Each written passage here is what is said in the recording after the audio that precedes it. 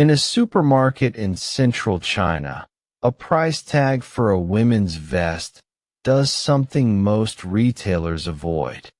It appears to show the purchase price, 61.2 yuan, the shelf price, 79 yuan, and the gross margin, 22.53%. That number is not automatically low. It is not proof that every product in the store is priced this way, but it tells us something more interesting. This retailer is willing to show the customer it's working. That retailer is Pangdonglai, and the reason people travel to its stores is not best explained by the usual phrase, "The service is good." Good service is too vague. The sharper question is, what has this company removed from the shopping experience that most retailers quietly ask customers to tolerate? Modern retail is normally a three-way contest: price, selection, and convenience. Is it cheaper? Does it have what I want? Can I get in and out quickly? But shoppers carry a fourth cost that rarely appears on a balance sheet: doubt. Is this price fair? Is this fresh food actually worth the premium? If it is defective, will I have to argue with someone? If I need help, will anyone be able to make a decision?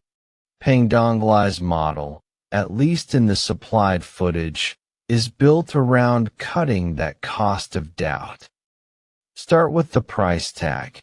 A visible cost and margin breakdown does not make a retailer virtuous.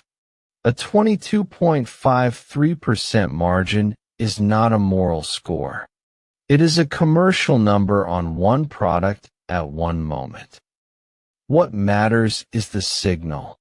Most retail prices are declarations. Here is what you will pay.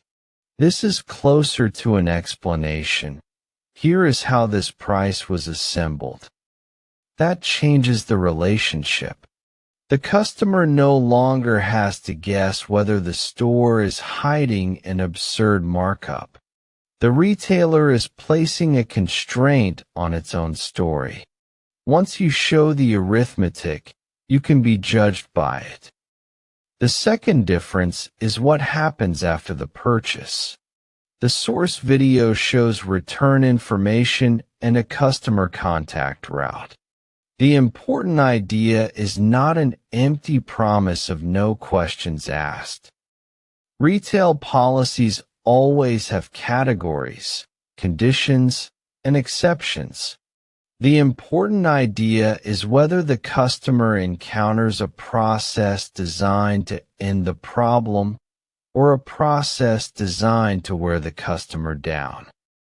In a typical bad return, everyone is protecting themselves. The customer protects their receipt, the employee protects their authority, and the store protects its loss.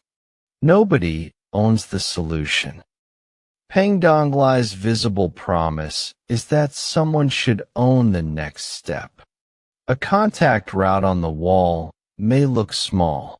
It is actually a claim about power. The customer should not have to win an argument just to be heard. Third, the fresh food department. This is where supermarket trust usually collapses. Fresh products are hard to judge.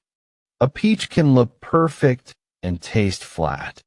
Seafood can be alive and still be a bad purchase. The source footage emphasizes product handling, fresh food displays, and notices for collection and use. The point is not that a sign magically makes food better. It is that information is placed at the moment when uncertainty appears. Then there are the details that sound too small to matter. Lockers, rest areas, child-oriented facilities, clearer pickup instructions. They identify the awkward moments a normal shopping trip pushes onto the customer. Many companies call this customer experience. That phrase has been drained of meaning. A better definition is simpler. Good experience is the removal of small humiliations before they become visible. This is the business mechanism underneath the pleasant details. Trust does not come from a single exceptional employee. It comes from three things working together. First, information has to arrive early. Second, somebody at the store has to have authority to resolve the exception. Third, the business has to recover when an exception happens through a return route, contact point, or clear handoff. Remove any one of those, and the system becomes theater. Give customers beautiful signs, but no authority behind the counter, and the signs become decoration. Here is the harder part. None of this works if service is treated as a performance squeezed out of exhausted staff. The source video makes claims about staff rules, but it does not prove them. What we can verify is an operating choice that most retailers resist. Pangdonglai's official store information lists a weekly Tuesday closure, alongside specified opening hours for its stores.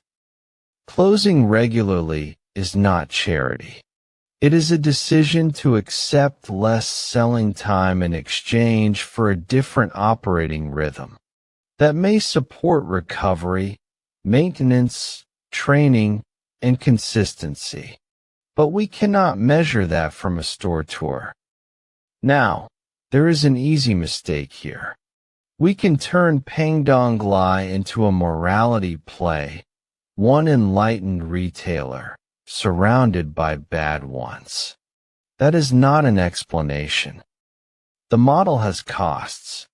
Better staffing, more empowered problem solving, visible information, and regular closures are not free.